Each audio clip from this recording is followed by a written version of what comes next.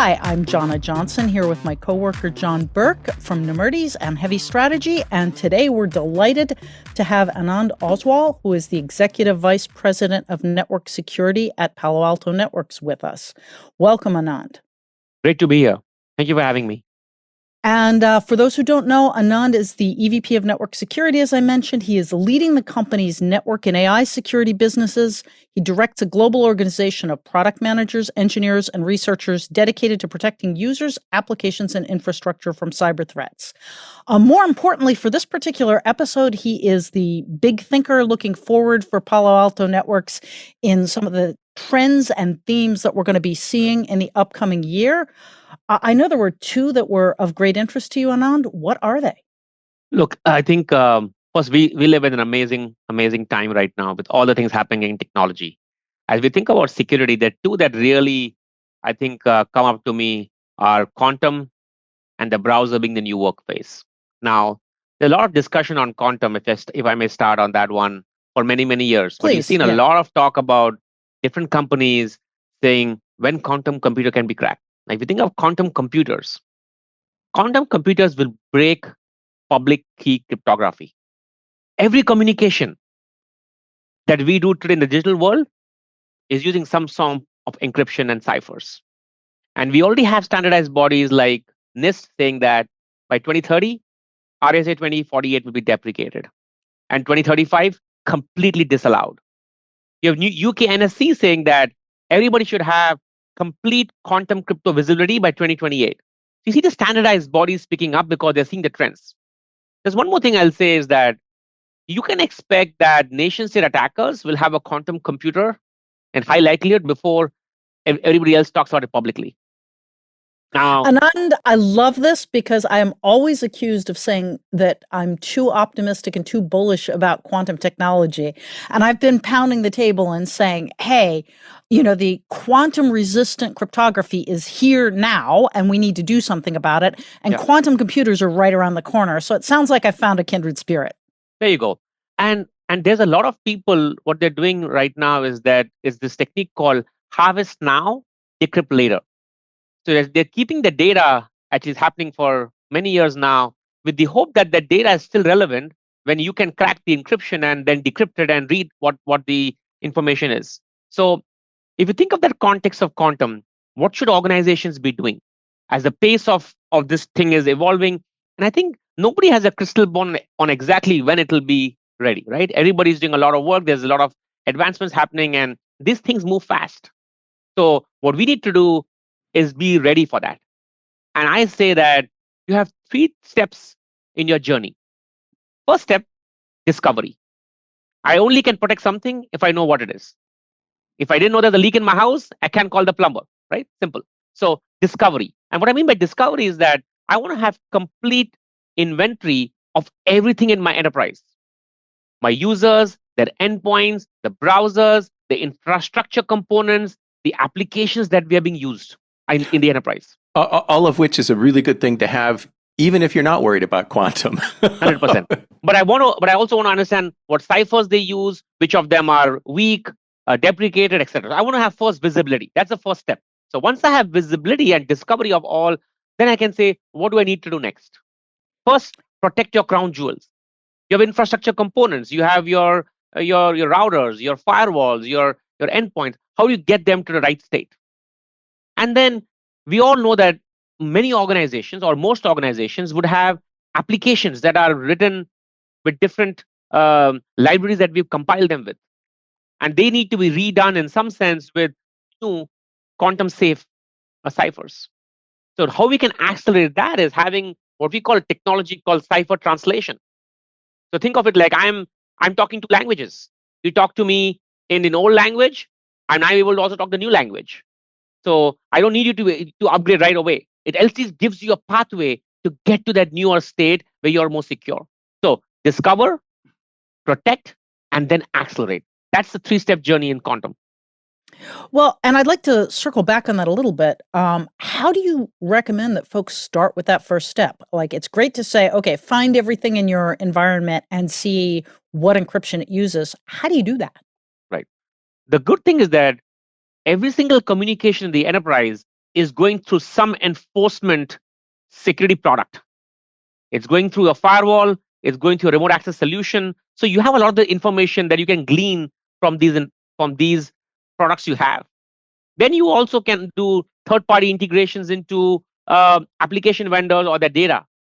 We can stitch it all together.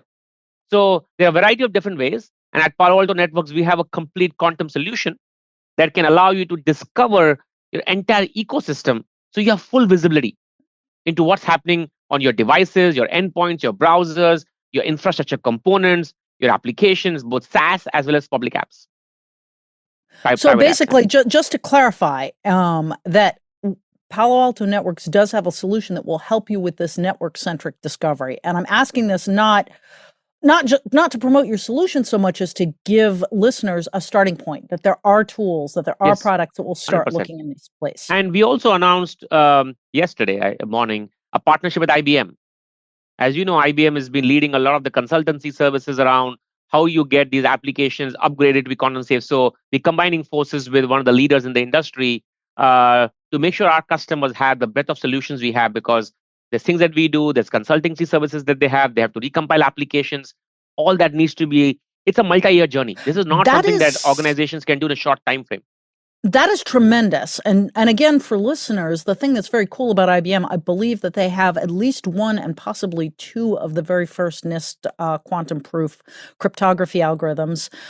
And it is true, it is the case that they've invested for years and years and years in having a consulting arm that is very familiar with the requirements of enterprise and business customers. So that's actually a great move on your part. I wasn't aware of that, and I'm glad to hear it. Yeah. It probably doesn't hurt that they're also near the forefront of quantum computer development. 100%. It can only help. 100%. And in addition to that, we will also, in our solution that I talked about, have integrations into third-party vendors, both on network side, on the application side, on the data lake, SOC side, because we want to make sure our customers have a comprehensive solution. I can give you a partial information. It's not helping you. Right, because, you don't, having one thing unprotected means your entire environment is unprotected. Yes. And I like the idea of taking the same approach as for, IPv4 to IPv6 gateways, providing some stepping stone mechanism for the systems that necessarily have to lag behind for one reason or another. Yes, because John, we know that for some legacy applications, recompiling them, putting them back running is non-trivial, right? Well, absolutely. And I'm thinking about all those IoT-based systems out there. They may have absolutely no ability to be upgraded at this level and need something that sits between them and their central reporting facility, or between them and their gateway, or between their gateway and you. Yes, 100%. And it's also interesting, too, that you guys have been really at the forefront of making quantum-ready hardware. And I have to say this, you really backed me up quite well, because when I'm on Network Break and saying, hey, people need to be thinking about a quantum, and then the next announcement is Palo Alto Networks has quantum-enabled this or that, and you've had quite a few of them in 2025 alone. Yes. That really starts to make it real for folks. Yeah, all of our next generation firewalls since almost two and a half years now are ready for the quantum world. What we announced in August of this year is more quantum optimized. As you know, if I want to do decryption when quantum's enabled, it requires more horsepower CPU memory. So I need to have that price performance scale. In this case, we have new hardware now that's 4x the price performance scale as the old one. So we're really ready for that. We also have the ability for us to plug in third-party modules that can do QRNG. So we are really thinking that how can this be the foundation of what people can then build on, upgrade their infrastructure, and get it and be fully ready to be quantum secure and safe. And for those who are listening, QRNG? It's just quantum random number generation to make sure that we can get the Yeah, and just to clarify this slightly for folks who are listening, a huge part of the problem with conventional cryptography is the difficulty of getting random number generation.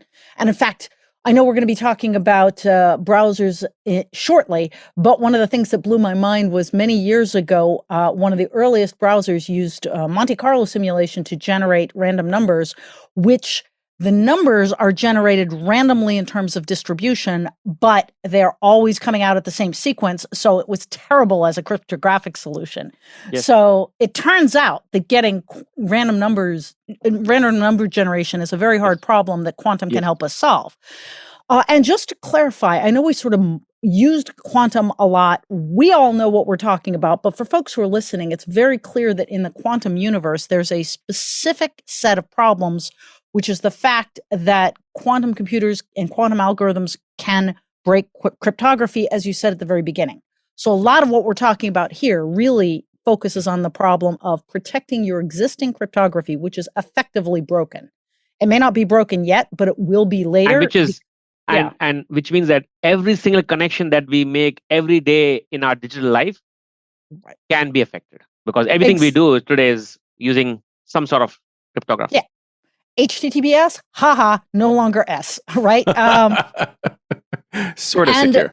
Yeah. And the harvest now, decrypt later thing is very important, because if you have something that is not particularly time sensitive, any data that's not particularly time sensitive, it has already been harvested by somebody who plans to decrypt it downstream. And Anand, as you said earlier, that somebody has capabilities that they're maybe not announcing on social media right yet. Yeah. The bad guys are not going to sit there and tell you that they have quantum computers, even if they're not necessarily bad guys, but not necessarily good guys either. Why would you 100%. announce that you've got capabilities? No, 100%. All right. So switching gears on the second topic I talked about, I think we all know that there's a lot of action on the browser. In the last few months, we've seen a lot of things, because the browser is now the agentic platform, right? It's going to be in future executing this complex task, acting as the primary autonomous interface for the enterprise. It's a new OS. Now, you know this, that majority of the attacks, majority of the leaks of data are happening from things happening in the browser. Most of the time, sometimes we joke that I live in the browser. Everything we do is this 50 tabs I open on the browser. I'm doing things on the browser. I'm not using any other applications. I may have a few of the big applications on my laptop, but pretty much everything we do is in the browser.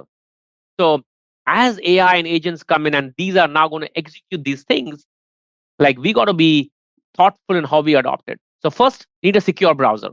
The commercial browsers are not built for this new world where everything is happening in the browser, etc.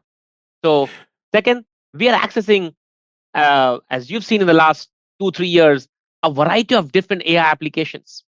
Now, in many cases, we had a survey that was done maybe a year ago, which said that 70-75% of employees in organizations are accessing AI applications, whether the enterprise IT knows about it or not. They call it a shadow AI problem, like the shadow IT problem. So, how do I ensure that I have full visibility into what applications are being accessed in the enterprise? How do I ensure that they are the sanctioned applications I want, and they're not using applications that I don't want to use? So I want to allow, I want to deny, or I want to limit usage. So all that big SASE use case, still continuing to have relevance and get more relevant. Yes, and I want to have full control. I can say, you can use a certain AI application, but you can upload data to it. That may be a policy that my enterprise allows. It's perfectly okay. And these applications are sanctioned. If you're doing your developer coding applications, this is the application you should use, not something else. Because you don't want your sensitive data leaking out. And in many cases, John, this may be not by malicious intent. It may be just happening by somebody not knowing what the right way to use it. So I want to have most of the time, yeah. Yes. I want to have full visibility. I want to have complete control. And then I also want to make sure that I'm having protection. And what I mean by that is that every single AI applications are giving you responses back. You can ask for it to write a marketing blog, create a website.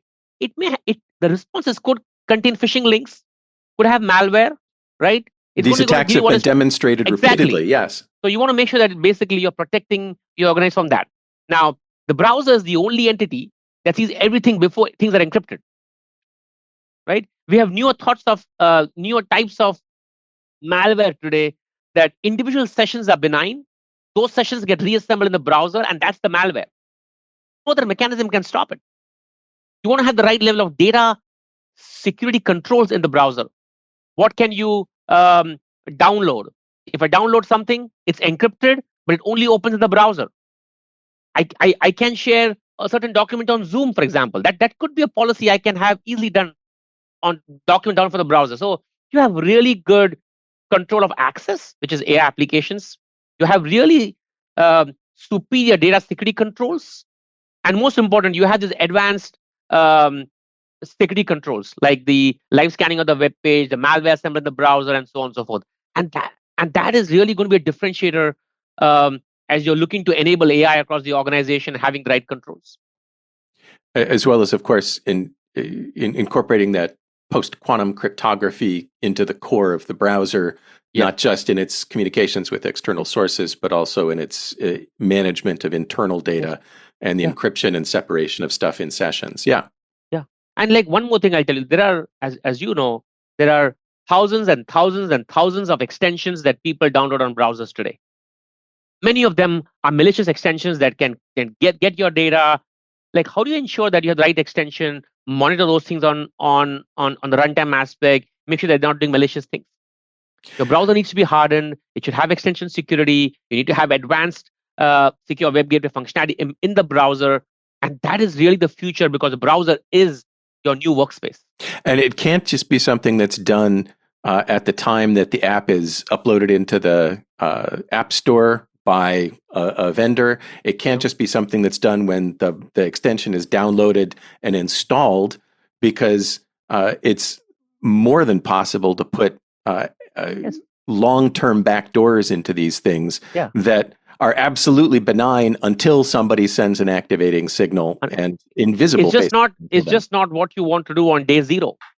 You want to look at things inline, real time, all the time. I can't tell you that I'm going to monitor your house for 23 hours a day. Right? Right? You could, as long as you didn't tell the bad guys what hour you're not monitoring. Yeah, but I'm just saying, you get the point, right? You got to do this not just once when you set it up, but you have to do it continuously. Well, and it's really just an extension of the zero trust philosophy all the way into the heart of the browser itself. The trust is dynamic, trust is time bounded, trust is temporary, trust is always limited and giving least privilege access to resources inside. Exactly. 100% aligned on what you said. And I think given the importance of what we're doing in the browser, given the evolution of AI and AI application that we're accessing, which has access to a bunch of data, I think having a secure browser is going to be the foundation of how we work in the future. So does this mean that you guys are going to take over Google Chrome development on Google's behalf and slip yourselves into Mozilla and deal with Firefox and all that? I think if you look at secure browsers, most browsers today are built on open source Chromium, right? So it's not like but I think the key thing is to add the right level of security controls to harden the browser, for extension security, to provide the security when you're accessing AI applications, to provide the right level of data and security controls in the browser, to make sure that when multiple streams are assembled in the browser, they don't result in malware. That's where we bring value. That is a who guards the guardian kind of a situation in a way, though.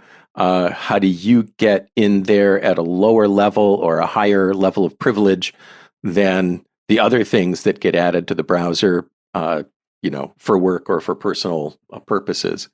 Yeah, and then when you have this new thing called agents now in your browser, and they're navigating multiple tabs, how do you make sure that you have the right permissions, the right controls, and monitor traffic, and have an audit log if you're an enterprise? Right.